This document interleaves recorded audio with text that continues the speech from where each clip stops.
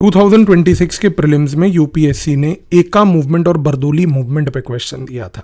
एका मूवमेंट को उसने कहा कि वो बेसिकली वाराणसी और मिर्ज़ापुर के एरिया में है, और बरदोली मूवमेंट को उसने कहा कि वो सौराष्ट्र के एरिया में है। अब ये जो क्वेश्चन था, इस क्वेश्चन में यूपीएससी ने कॉन्ट्राडिक्शन के एक स्किल का प्रयोग किया। कॉन्ट्राडिक्शन इस प्रकार से था कि एका मूवमेंट जो है, ना तो वो वाराणसी ना ही वो मिर्ज़ापुर के एरिया में थी, बल्कि वो क्लियर कट तरीके से अवध रीजन के एरिया में थी। और अवध रीजन में हरदोई, बड़ैच और सीतापुर आता है। और जहां तक बरदोली मूवमेंट की बात है, बरदोली मूवमेंट तो सूरत गुजरात में थी, सौराष्ट्र में थी ही नहीं।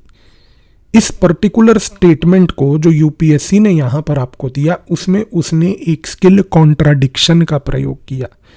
कॉन्ट्राडिक्शन का मतलब होता है कि हमारे पास कुछ अवेलेबल फैक्ट है और उस फैक्ट को हमें वेरीफाई करना है यहां पर स्पेसिफिकली कि क्या वो ऑप्शन में सही बैठ रहा है या नहीं बैठ रहा। कॉन्ट्राडिक्शन एक स्किल है।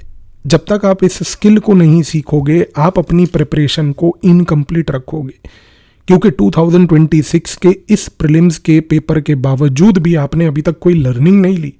आप अभी भी मैकेनिकली सब्जेक्ट्स को सिर्फ फैक्ट कलेक्शन के नज़रिए से पढ़ रहे हो।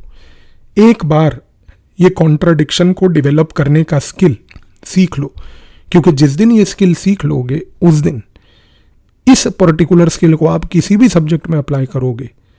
कल को कोई स्टेटमेंट यूपीएससी दे दे इस प्रकार का, आपका गलत नहीं होगा।